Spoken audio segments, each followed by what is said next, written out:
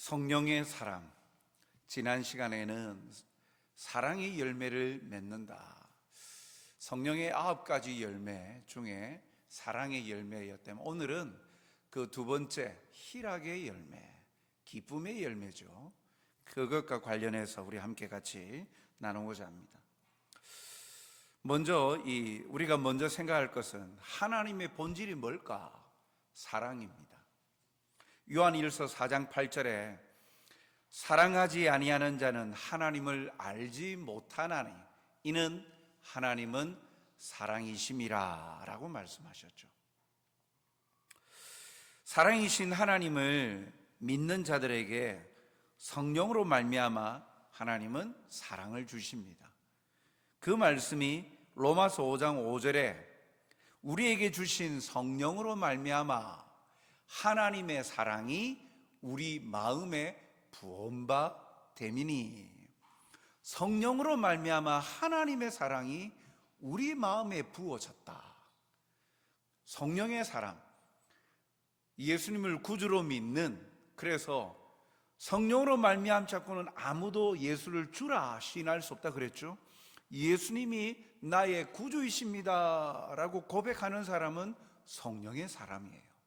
성령이 함께 하셔서 성령이 우리에게 고백하게 하는 것이죠. 그 성령으로 말미암아 성령의 사람 마음에는 하나님의 사랑이 부어진다 라고 말하죠. 이 사랑이 부어진 사랑, 그 사랑의 열매가 성도들의 삶에 나타나는 방법은요, 어떻게 나타낼 수 있느냐? 그건 요한복음 13장 34절에 이렇게 말씀하죠. 새 계명을 너희에게 주노니 서로 사랑하라. 내가 너희를 사랑한 것 같이 너희도 서로 사랑하라. 그 사랑, 하나님의 새 계명, 말씀이 말씀 순종으로 행할 때 그 사랑의 열매가 나타난다. 사랑의 열매를 맺는다라고 하죠. 그러면 이 사랑이 전제되어져서 나타나는 성령의 열매 가운데 두 번째, 오늘 말씀 희락의 열매이죠. 곧 기쁨입니다. 성령의 사람은 기쁨을 소유한 채 살아간다는 거예요. 우리는 살아가면서 기쁨을 경험하죠. 우리가 감당하고 있는 일, 그리고 관계 속에서, 상황 속에서 기쁨을 발견합니다. 이 기쁨이라는 사전적인 의미가 뭘까? 기쁨은 마음에 벅찬 느낌이 있어서 즐거운 기색이 얼굴에 나타나는 경험, 그것을 기쁨이랍니다. 일반적인 기쁨이죠. 마음에 벅찬 긍정적인 감정이 샘솟고 일어나가지고 그것이 얼굴 표정으로, 얼굴로서 밝게 드러나는 벅찬 감정 표현이 기쁨이랍니다. 기쁨의 반대는 슬픔이죠. 그런데 어찌 보면 기쁨의 반대는 슬픔이 아니라 무감각이라 할 수도 있습니다. 왜냐하면 벅찬 감정에 대한 감각이 살아있는 거죠. 그런 감각에 살아있는데, 그런데 오히려 기쁨의 반대는 슬픔? 부정적인 감각이겠죠. 그런데 그보다도 더 기쁨의 반대는, 슬픔은 오히려 거기에 기쁨에 대해서 열려 있어요. 감각이 살아있으니까. 그래서 위로가 덮여지고 옆에서 존중과 배려, 칭찬, 격려, 이런 것들이 더해질 때 그 감각이 슬픔에서 기쁨으로 이렇게 바뀌어질 수 있죠. 그래서 열려 있습니다. 그런데 기쁨의 완전히 반대의 경우는 무감각한 상태. 무감각한 사람은요, 어떠한 것도 느끼지 못하기 때문에, 받아들이지 않기 때문에 삶의 변화, 외형적인 모습의 변화가 없습니다. 그래서 오히려 기쁨의 반대는 무감각한 상태. 이래도 저래도 아무런 그런 자극에 무반응을 보이는 거죠. 그런 인생에는 감정의 표현도 변화도 없으니까 삶의 기쁨도 뭐 슬픔도 느끼지 않고, 참으로 어찌 보면 좋게 보면 무던한 인생이라 할지 모르지만 기쁨을 느끼지 못하는 거예요.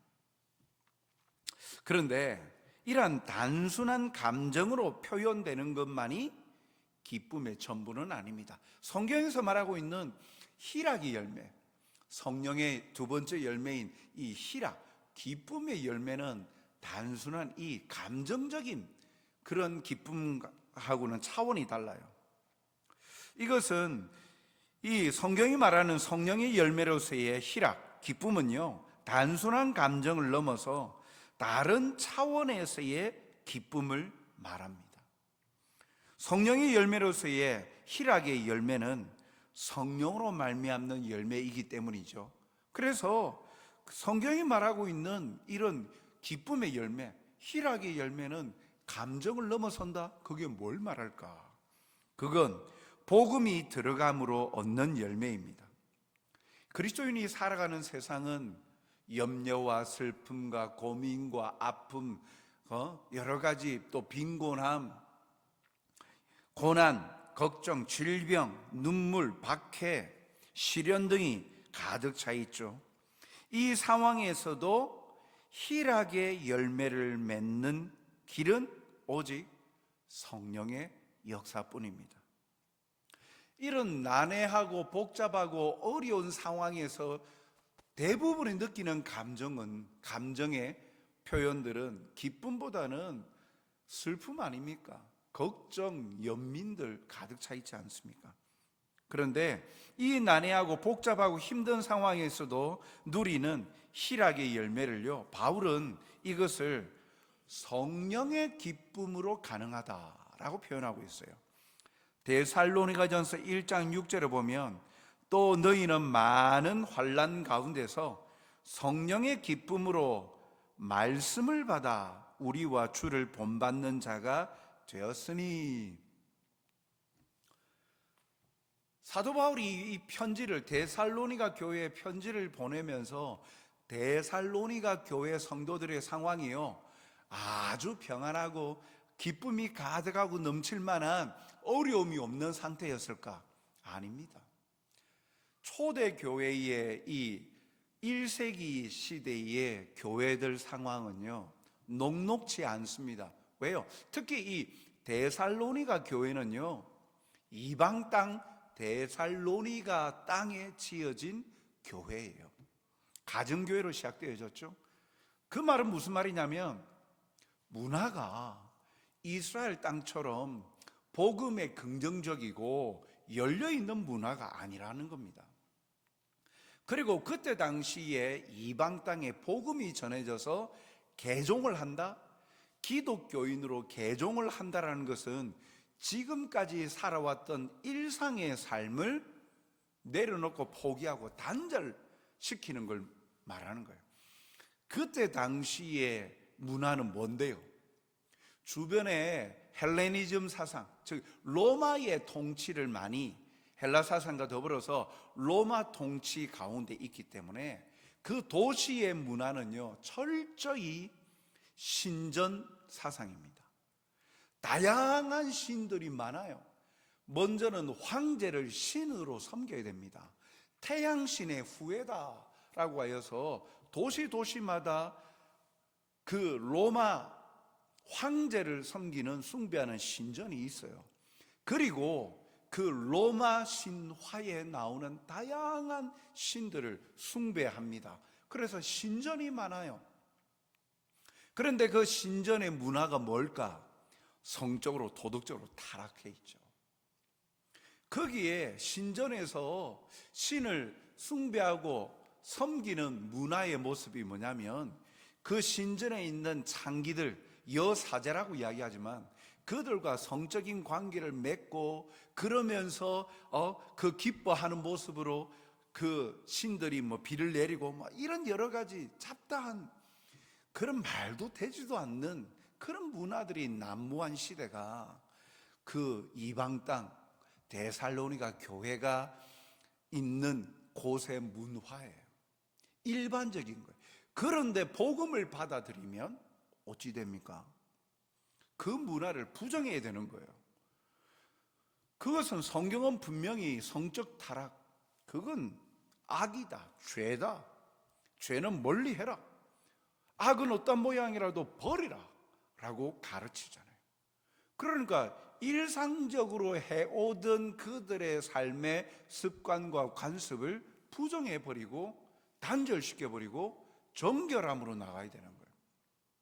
공동체 안에서 그렇게 살아가는 것, 일반적인 생활을 살다가 다수가 소수 이 기독교인을 바라보면서 오히려 자기들 부끄럽게 여기는 모습들 보면서 가만히 내버려 두겠습니까? 핍박하고 공격하죠. 그런데 그러한 삶을 살아가고 있는 데살로니가 교회 성도들에게 바울은요, 너희는 많은 환난 가운데서 성령의 기쁨으로 말씀을 받았다. 그래서 제자가 되었다. 주를 본받는 자가 되었다라는 거예요. 환난과 고통 속에서도 데살로니가 교회 성도들은 기쁨의 열매를 맺고 살아가고 있다는 거예요. 너무나도 일반적으로 볼 때는 이해가 안 되는 것 아닙니까? 핍박하고 괴롭히고 박해를 하는데 기뻐한다고요?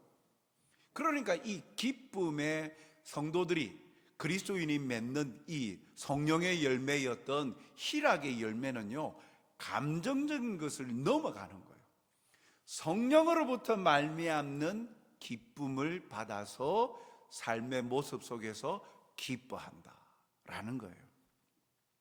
예수님을 영접한 제자들이 고난과 박해 가운데서도 맺었던 열매가 기쁨의 열매예요. 왜요? 복음 자체가 기쁜 소식 아닙니까? 그러니까 복음이 들어가는 자는 기쁨의 열매를 맺는 거예요. 즉 감정에 뿐만 아니라 개인적인 상황에 따른, 환경에 따른 기쁨과 그걸 차원을 넘어서 말씀으로 말미암는, 성령으로 말미암는 기쁨을 누린다. 세상 사람들이 볼 때는 전혀 볼 수 없는 기쁨의 열매, 말씀이 들어가니까 성령의 기쁨으로 기쁨을, 열매를 맺는다라는 거예요. 그러니까 상황적으로 당장 기뻐할 제목이 당장 생긴 것 아니죠. 박해하는 사람이 꼬꾸라지고 넘어지고 벌받고 하나님의 심판을 받아가지고 박해하는 사람이 사라져버리고 그러한 상황과 환경이 만들어진 게 아니에요. 동일하게 핍박받아요. 예수님 믿는 것, 신앙생활하는 것 핍박받아요. 박해를 받아요. 그런데도 기뻐해요. 즉 세상이 누릴 수 없는 하늘로부터 임하는, 성령님으로부터 말미암는 진정한 하늘의 기쁨을 맛본다. 그런 복음으로 말미암는 기쁨을 맺어요. 또한 두 번째는요, 은혜를 경험한 자만이 이 희락의 열매, 기쁨의 열매를 맺을 수 있습니다. 원어로 보면 카리스라는 단어가 있어요. 헬라어의 카리스. 이 카리스라는 말이 은혜라는 단어예요. 은혜, 카리스. 이 은혜는 범죄한 인간에게 어떠한 용서받을 만한 것이 없음에도 죄를 용서해 주신 것, 그것을 은혜다라고 이야기하는 거예요. 받을 자격이 없는데 그런 용서를 받은 것, 은혜다. 그걸 카리스라고 이야기를 해요. 그런데 이 은혜를 입은 자는 받을 자격이 없기 때문에, 은혜를 입었기 때문에 은혜를 입은 자에게는 무엇이 나오느냐? 기쁨이 있죠. 그 기쁨이 가득해요. 그 기쁨을 원어로는 카라라고 이야기해요. 기쁨이 가득해요. 그래서 은혜를 입은 자의 내적 상태는요, 이 은혜를 입었기 때문에 기쁨이 가득해요. 내적으로는. 그럼 외적으로는 나타나는 모습이 감사해요. 은혜를 입은 자는 내적으로는 기쁨이 가득하고 외적인 행동으로는 감사가 넘치는 삶을 사는 거예요. 그러니까 은혜, 기쁨, 감사, 이것이 다 연결되는 거예요. 그러니까 이 성령의 열매 가운데의 두 번째 희락의 열매를 맺는 사람은 은혜를 은혜로 깨닫고 아는 자, 은혜를 입은 자에게 먼저 기쁨이 샘솟고, 기쁨이 샘솟는 사람은 삶의 모습에서 감사가 넘치는 삶을 산다. 이 감사라는 단어가 유카리스라는 단어예요. 그러니까 카리스 받은 사람은 마음속에 카라가 가득하고, 삶의 모습에서 유카리스, 은혜에 가득한 그 감사가 넘치는 삶을 산다는 거예요. 참으로 그러므로 내가 은혜 입은 자임을 인식할 때 마음에서 비로소 우러나오는 기쁨이 있어요. 그것을 참지 못해서 삶의 자리에서 감사가 넘치는 삶을 살아요. 그게 희락의 열매, 기쁨의 열매를 맺는 삶이에요. 즉 은혜와 기쁨은 성경에서 말하고 있는 성령의 열매의 희락, 기쁨은 은혜와 연관되어 있다는 거예요. 하나님의 은혜를 묵상하고 경험하고 발견할수록 그 사람의 삶에는 기쁨이 넘친다. 세상 사람이 얻지 못하는 기쁨, 사라지지 않는 기쁨, 하나님과의 관계 속에서 하나님이 베푸신 은혜를 묵상할 때마다 말로 다 할 수 없는 이 기쁨을 데살로니가 교회 성도들은 경험한 거예요. 그러니까 성령의 기쁨이 가득 차니까 복음을 틀렸다라고 말하지 아니하고 복음이 맞다라고 말씀을 받아들이면서 주님을 본받는 삶을 살아가는 거예요. 고난 속에서도 박해 속에서도 살아가는 거예요. 삶이 당장 변하지 않아도 여전히 어제의 오늘이 또 내일의 모습 속에서도 또 어제와 똑같은 오늘이 반복되어져도 그래도 그 상황과 환경에서 제어받지 못하는, 통제되지 아니하는 하늘의 기쁨, 그 마음속의 기쁨을 넘치면서 소망 가운데 감사하며 살아가는 거예요. 항상 기뻐하라, 범사에 감사하라. 이것이 가능한 이유는 항상 기뻐할 수 있는 건 항상 은혜를 묵상하면, 은혜를 경험하면, 은혜를 발견하면 항상 기뻐할 수 있는 거예요. 그 기쁨은 감정적인 차원을 넘어서는 하나님께서 부어주시는 기쁨이 넘쳐. 이 과거 우리 복음을 억압받고 착취받았던 일제치하, 성도는 환난과 핍박 중에도 성도는 신앙 지켰네. 그 신앙을 지키고 그 속에 기쁨이 가득했던 건 그 일제 압제 속에서도 6.25 당시에도 그렇게 공격과 기독교를 박해하는 속에서도 그 신앙을 지킨 힘의 원천이 뭐냐?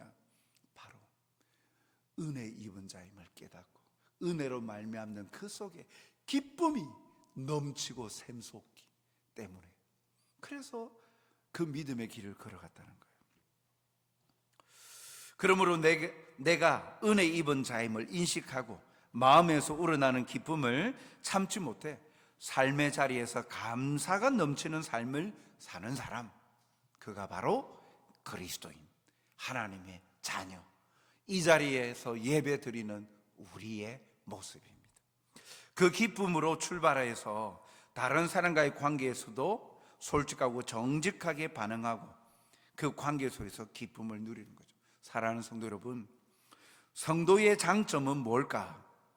하나님으로 인한 기쁨을 누리며 살고 있다라는 것입니다. 조금 전 우리 코람데오가 그 고백한 찬송의 내용과도 동일한데요. 하박국 3장 17절 18절 말씀 우리 같이 한번 읽겠습니다. 비록 무화과 나무가 무성하지 못하며 포도나무에 열매가 없으며 감람나무에 소출이 없으며 밭에 먹을 것이 없으며 우리의 양이 없으며 외양간에 소가 없을지라도 18절 나는 여호와로 말미암아 즐거워하며 나의 구원의 하나님으로 말미암아 기뻐하리로다. 아멘. 기쁨의 원천 물질이 아니라는 거예요. 소유가 아니랍니다. 없고 없어도 나는 기뻐한다, 즐거워한다. 이 하박국 선지자의 기쁨의 원천은 바로 그리스도인의 기쁨의 원천, 성령의 열매, 희락의 열매의 원천, 하나님으로 말미암아 기뻐하고 즐거워한다. 왜요? 그 하나님을 묵상하고 생각할수록 받은 은혜가 너무나도 감사한 거예요. 그리고 앞으로 주실 은혜가 기대가 되어지기 때문에 기쁨이 넘치고 감사가 넘치고 즐거워하는 거예요. 그래서 우리가 누리는 기쁨은 영원하고 그리고 미래에 부어주실 은혜로 인하여서 감사가 넘치는 삶을 사는 거예요. 그래서 느헤미야서 8장 10절에는 이렇게 말합니다. 느헤미야 8장 10절 말씀, 여호와로 인하여 기뻐하는 것이 너희의 힘이니라. 성도의 힘은 뭐냐? 그리스도인의 힘이 뭐냐? 하나님으로 인하여 기뻐하는 것이 우리의 힘이다. 너 가진 것 없고 뭐 외적으로도 사회적으로도 채워지고 있는 게 없는데 뭐가 그렇게 당당하냐? 세상 사람들이 그리스도인들을 힘들게 하고 괴롭힐 때도 그들의 눈에 이해가 되어지지 않는 모습, 그 모습에서도 즐거워하고 감사하고 기뻐하고, 가진 것도 없는데도 뭐가 그리 좋다고 그래도 감사하는 모습, 이해가 되어지지 않는 것, 그들의 원천 힘은 바로 여호와로 인하여 기뻐하는 것. 그것이 성도의 힘이에요. 그 힘은 세상 사람들은 가질 수 없어요. 그 힘은 세상 사람들이 꺾을 수 없어요. 이걸 다른 표현이 믿음 아닙니까? 그래서 히브리서 11장에 이 같은 사람을 세상이 감당치 못하니라. 세상은 가질 수 없는 기쁨을 소유하고 있기 때문에, 그 힘을 가지고 있기 때문에 세상은 감당하지 못하는 거예요. 그래서 예수님이 세상을 내가 이기었노라, 환난을 당하나 담대하라, 내가 세상을 이기었노라, 주님이 그렇게 말씀하시죠. 사랑하는 성도 여러분, 오늘 성령의 사람, 하나님의 사람들에게 맺어지는 이 성령의 열매, 두 번째 희락의 열매, 기쁨의 열매를 어떻게 맺습니까? 하나님의 복음으로 가져집니다. 은혜를 묵상하고 알고 깨닫는 은혜 입은 자가 누리고 맺어지는 열매가 희락의 열매. 오늘도 이 명절 연휴 기간 동안에 다양한 사람, 오랜만에 반가운 사람 만나고 하는 그 만남 속에서 기쁨을 잃지 않을 수 있는 건 그 순간순간 하나님의 은혜를 묵상하는 것. 그럴 때 성령의 기쁨이 우리 속에 가득하고, 그리고 외적으로는 감사의 삶을 살아서 믿지 않는 친지들에게 모범이 되는, 감사의 삶에 선한 영향력을 끼치고 행하는 은혜가 가득한 그런 시간들로 채워지는 저와 여러분이 되시길 주님의 이름으로 축복합니다.